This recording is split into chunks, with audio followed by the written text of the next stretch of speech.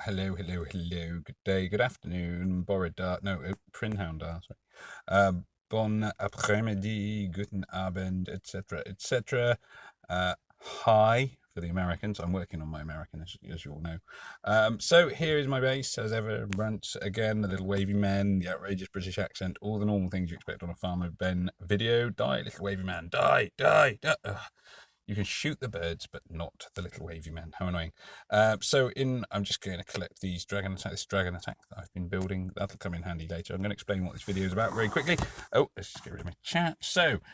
This video is today. It is about harpoons. A few people asked me about how to build giant harpoons. The sequence basically ran like this. The first thing I had to upgrade was my Stronghold 21.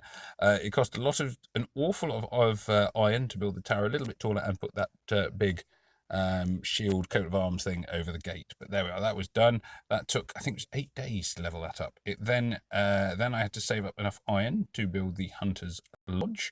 Building the Hunter's Lodge took about 10 seconds because it was convert to the Hunter's Lodge, but then I couldn't actually build the big harpoons themselves until I had upgraded a food storage to advanced food storage. Where's my food stores? Here they are. So I had to save up enough iron to convert an advanced food store. Obviously, I was short of iron, having just built my Hunter's Lodge, which used up most of the iron, so it then took a few days to get the iron together to build the advanced food store, which I then converted. Again, the conversion took 10 seconds.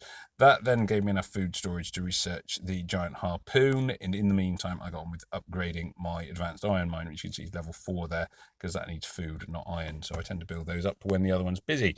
Having got my harpoon, my base, I went in. It cost me more food than I could store prior to having my food store to make my giant harpoons, to research them. A giant harpoon does one enemy gets 750 damage and minus 20% attack for 6 turns. When used against Titans, they can drop Titan parts, which is the main aim of them. They require common herbs. Well, I'm not exactly sure of common herbs. Very good material. Clean cloth, not short of, and large bones. And I will admit that I do have. I'm very ashamed to say I do have a large bone problem. Whenever I need a large bone, I seem to I just can't get a large bone when I need one. It makes me very sad. It's causing me all kinds of anxiety issues. My main reason for not having many large bones is I tend to use large bones a lot to make minor mana potions. So minor mana potions each need large bone, and I build a lot of them. As you can see, I've got 192 of them. I use them a lot in challenge events, so that's why I don't have much in the way of large bones. I have, however, got 5 at the moment, and as you can see, they also require an awful lot of food and iron, 63,000 and 94,000 respectively, so they do eat through your food and iron. You can see how quickly my iron went down there when I pressed that, and I am saving up some iron because in 1 day and 6 hours I'm going to want to upgrade something else once my iron store is done.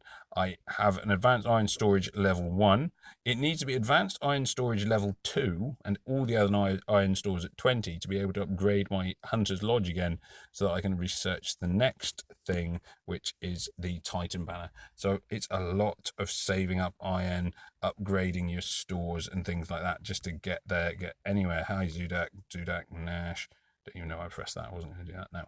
Anyway, so that is my base. That is building all the things you need for the giant harpoons. As I say, the main thing that it takes is actually just the upgrading time in terms of food and iron and storage to be able to firstly build your Stronghold 21, then to convert your forge into your hunting lodge, and then you need to build a food storage, an advanced food storage, before you have enough food, or you can store enough food to actually research giant harpoons. So the whole process is quite a long one, and it's quite painful. Anyway, second part of this video is I'm going to try and complete the Sand Empire on advanced. I just want to show this very last mission. Here we are, 16 world energy, 4,000 team power recommended. You get your avatar, your poison darts, and your 4-star trainer hero.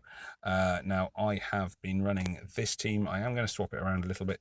and take that team. So I've found that Leonidas, a lot of the time he's not a big help. There's too many yellow mobs basically, so he's getting his backside kicked quite a lot. I'm going to drop the minor healing potions because a lot of the time they're not making a huge difference. I take the dragon attacks, as you saw. I just finished building a dragon attack there. Minor mana potions just to top off mana as and when I need it, and antidotes, because antidotes are essential for the bosses on the Sand Empire. Their everlasting wound cannot be removed, albeit it's not actually an everlasting wound. It's only there for like 2 turns, whatever. But in theory, it's called the everlasting wound. It cannot be removed. However, their damage over turn attacks, that little sand whirlwind thing that they appear to do, can be removed as a status ailment, and it's always worth removing that, because a lot of their attacks, that is their main source of damage. You'll see just hopefully the mobs are not too horrendous. They are quite tough mobs. By this stage they are getting fairly hefty. It's not really a race. This isn't a challenge event, so I'm not sort of trying to go as quick as I can. I'm not going in with heavy, quick battle items. I'm more going in with sustainability, aiming to sort of complete it without bankrupting myself in the process, in terms of having plenty of stuff and whatever else. Obviously, like I say, I've got to be careful. I need my large bone. Everyone loves a large bone. I always say this. Anyway, so there we are, a nice little combo there, just keeping it all ticking over. What I'm hoping is, as you can see, Isania weakens everyone. Bold Tusk has made them stronger. Isania then makes everyone weaker, meaning that my other heroes then do a lot more damage to their targets, as well as all the tiles doing more damage to the target. So you can see I got rid of one there. It's 4 waves, as you'd expect, or maybe 5 for the last one of these missions, but it's a lot of waves. It's not going to be a particularly quick mission. You'll notice I'm trying not to use battle items yet. The only one I would consider using at this stage is the minor mana mission, and that would just be to boost Bold Tusk to make sure that I get off get an attack in, get the healing in to keep everybody else alive. So I wouldn't rush to use my minor mana potions. It's on to the penultimate wave before the bosses, so this is where I tend to start saving up. I admit I'm using some pretty powerful characters here. No two ways about it. It is quite a difficult mission. You probably could win it with lesser characters, but you'd need to go in heavier on the battle items. And for this one, I'm not going particularly battle item heavy. It is sort of an option to go heavy with the battle items. You could go as many battle items as I can, but I haven't done that. What I didn't do there, which I should have done really, was just take a bit of time to sort of slow myself down to get everything ready for the bosses. I didn't do that, which, to be fair, was just silly, because it means now that I'm starting all the boss wave without any of my sort of special attacks or what have you being ready, which was just dumb. But there we go. So you'll see they're pretty tough. They're going to go pew, pew, pew, pew, pew, pew, pew, pew, pew. I'm sorry, I switched sounds off, so I do have to make my own sounds.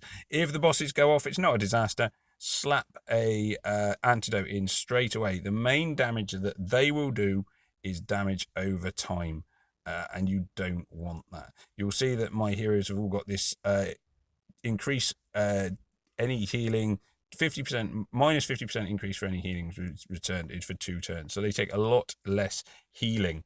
That is bad news. It's not the end of the world, because the chances are I'm not going to do a massive amount of healing anyway. Hopefully I now have 2 turns before I would really rush to use Bold Tusk.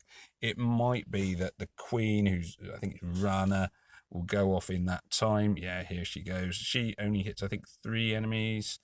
Never hits the ones with the what do we call it? Perfect riposte, which is a shame, but there we go. So you can see the Sand King now is beginning to look a little bit dead. I'm going to time stop them here because I'm getting a bit fed up with them getting back at me. I'm going to hit him with a dragon attack. Now, dragon attacks, I tend not to use them all in one go. Simple reason for that is let them burn for a little bit, leave them to burn, crisp up nicely. Once they've crisped up a bit, then you can hit them with another dragon attack. So I don't tend to rush in with loads and loads of dragon attacks. They are useful, undeniably, but there is a time and a place for them. I'm going to try and avoid hitting, I can't think of the wizard's name. He should be Jafar from Aladdin. I'm pretty sure of that. I'm pretty sure that's who he's supposed to be. But whoever he is, whatever he is, I'm not going to try and hit him at this precise second in time. You can see his attack is nearly ready. I'm not going to stop it at this point. I'm just going to let it roll, let it go. See, there's a real Disney theme to this this whole Arabian Nights kind of adventure. Oh, Bold Tusk is dead. Bold Tusk is dead. No. Anyway, so Bold Tusk is dead. At the moment, I'm not going to lose. I'm not too panicked by that. It could still go a little bit awry. Boom, boom, boom, boom, boom. They're both about to exercise their special skill, which could be nasty. And that has wiped out one of my heroes, which is a shame. So it's beginning to look like I might actually have to start thinking a little bit more about this last mission.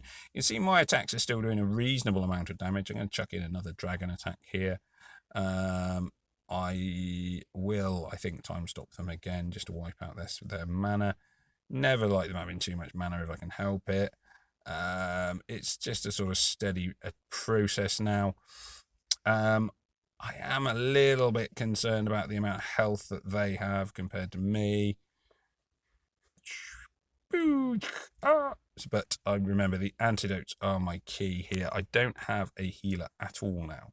So I do need to be a little bit careful with where I'm going.